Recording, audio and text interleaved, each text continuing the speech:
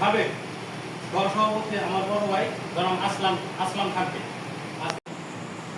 আপনাদের সকলের সুপরিচিত আপনাদেরই কাছে হোসেন মুকাদ্দর ভাই। আমি আজকের এই অনুষ্ঠান একটু বেশি হয়ে গেছে, যার জন্য ওনার পক্ষ থেকে আমি ক্ষমা চেয়ে নিচ্ছি এবং সকলের কাছেই আমি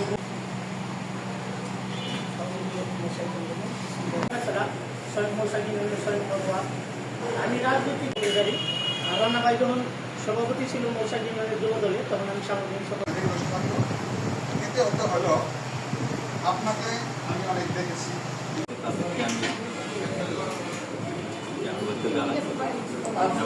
লতিফ কাকার নির্বাচন থেকে শুরু করে উপজেলায় যতগুলো চেয়ারম্যান পেয়েছি, হয়ে গেছে বয়স।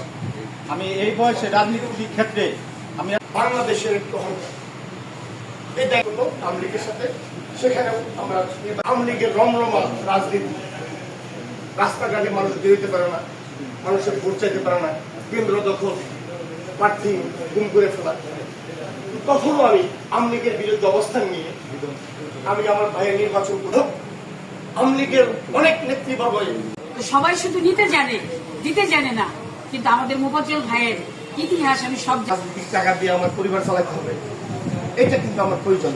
একটা ইউনিয়নের চেয়ারম্যানই কিন্তু আপনারা আমার নাম্বারটা রেখে দিবেন। আমি যেহেতু কালিয়াকৈর উপজেলা বিআরডিপির চেয়ারম্যান। সম্মানিত প্রধান অতিথি